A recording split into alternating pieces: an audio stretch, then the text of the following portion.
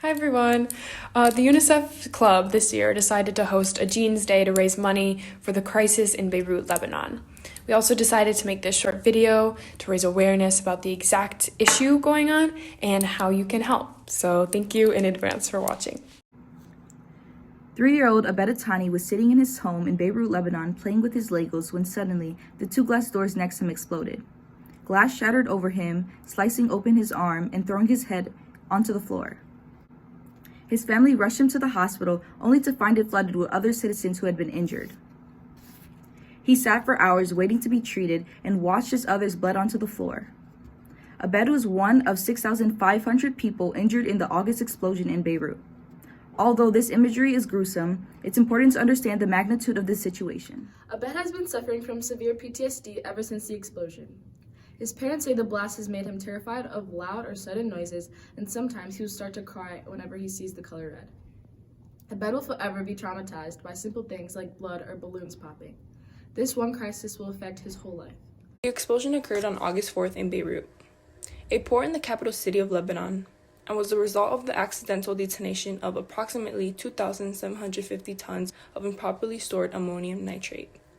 Seawater now fills a space that was once office buildings and ship ports. Beirut Governor Marwan Abad said as many as 300,000 people have been made temporarily homeless, and that collective losses might reach $10 to $15 billion. This leaves more than 200 people dead and 6,500 injured. Furthermore, the explosion severely damaged critical health infrastructure and medical supplies.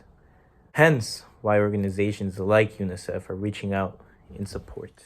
The explosion has taken a major toll on the entire city and nation.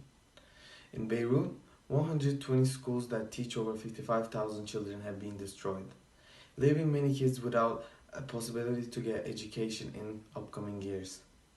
On top of this, 300,000 citizens have been displaced from their home in Beirut or in surrounding areas.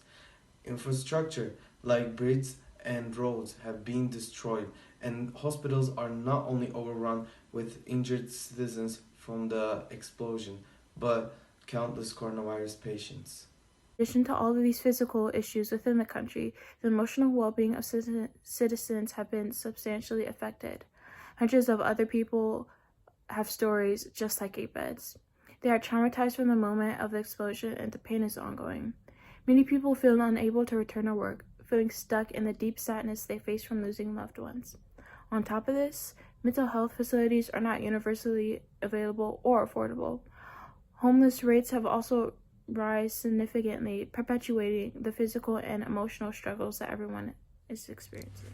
We often hear about issues like these, and in the moment it hurts us and we send our prayers to the country or individuals that have been traumatized.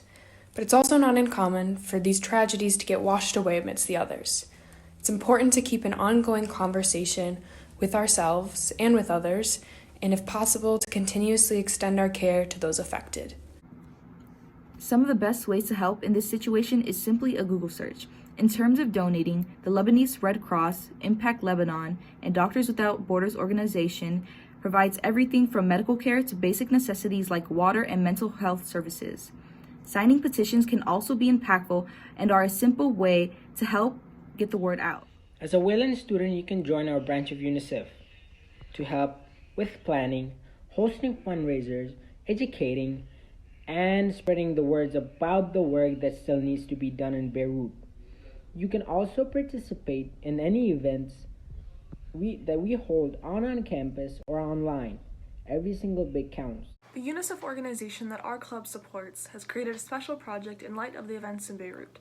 UNICEF works in Beirut to help the affected children find food, water, and shelter in the aftermath of a crisis. UNICEF and partners have reconnected over 155 buildings to the public water system and installed more than 870 water tanks in damaged households. 2,400 people assisted with temporary access to safe water for drinking and water for domestic use. They also distributed 4,485 hygiene kits and 462 baby kits to affected families, all while distributing nearly 500,000 masks to the affected population. When thinking about this crisis and others like it, it's important to remember to look at it through the lens of empathy. This explosion wasn't just an event, It was a traumatic tragedy for everyone in Lebanon, and the effects will always be there. Helping combat the effects can be as simple as sparking conversations with friends, signing petitions, and donating. So do it.